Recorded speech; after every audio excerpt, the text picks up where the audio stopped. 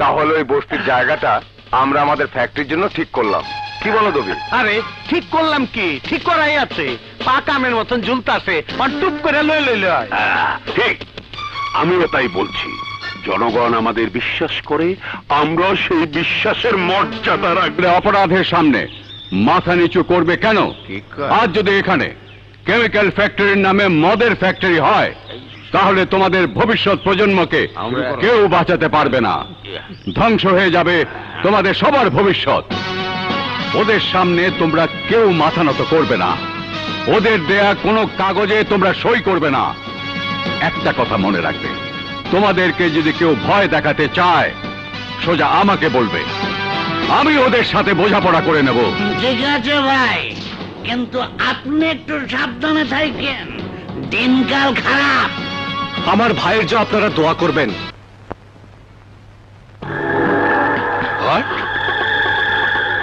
বাদল factory চালু করতে দেবে না?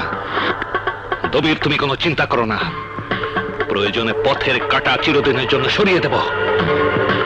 অপেক্ষা করো, আমি আসছি।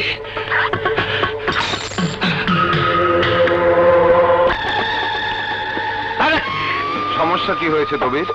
ওই আপনার রবির ভাই বাদল সব গুবলেট করে দিতেছে। ফ্যাক্টরি তৈরির সব কাগজপত্র রেডি হয়ে গেছে, কিন্তু আপনার রবির ভাই বাদলের কারণে নো অবজেকশন সার্টিফিকেট পাওয়া যাচ্ছে না। পেতেই হবে, সেটা বাদলের জীবনের বিনিময়ে হলেও।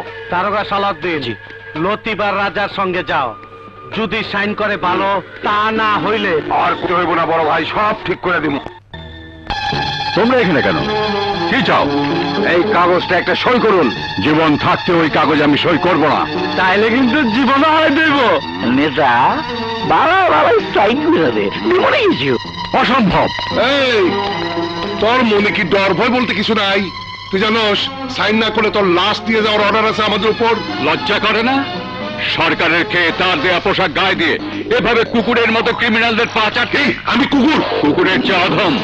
আরে কুকুরকে তো বিশ্বাস করা যায়, কিন্তু তোদেরকে বিশ্বাস করা যায় না। বড় ভাই উত্তেজিত হইেন না, নেতা সাইন করবে না কম। না, আমার ভাই কোনদিন অন্যায়ের সাথে সমঝোতা করবে না। ওরাও করবো না।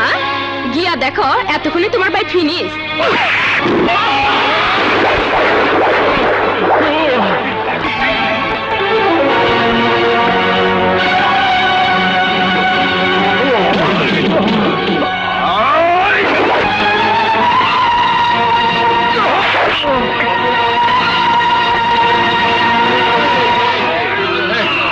আমার জন্য একটু রাগ, তোরা যা, বাকিটা আমি সারি।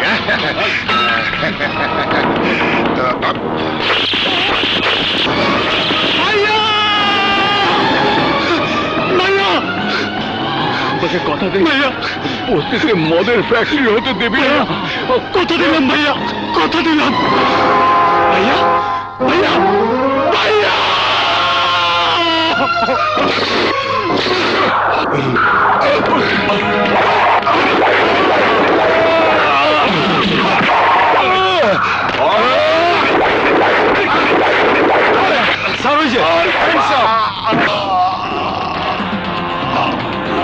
You are under arrest.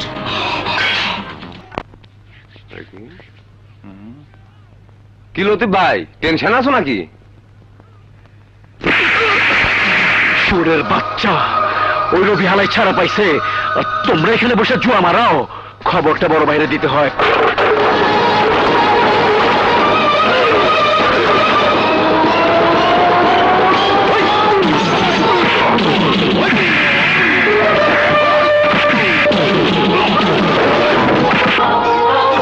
বল, আমার ভাইকে কেন খুন করেছিস? বল।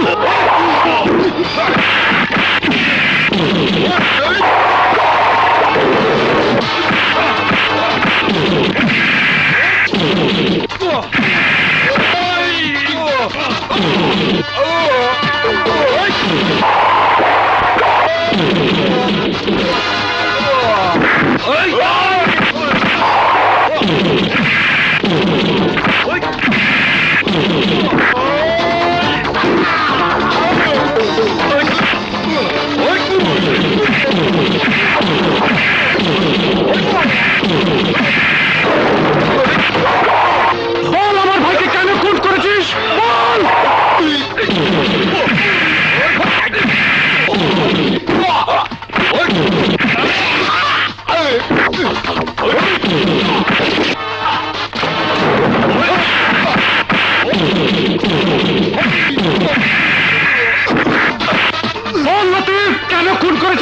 বাবা বল উড়ে গেছু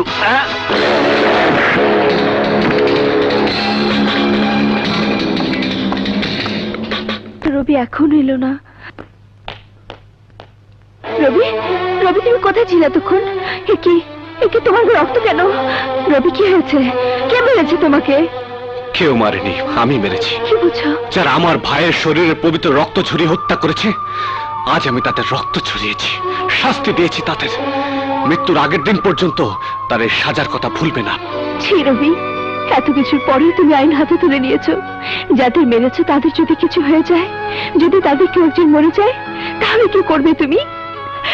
যদি আইন তোমাকে আবারও সাজা দেয়, তখন কি হবে?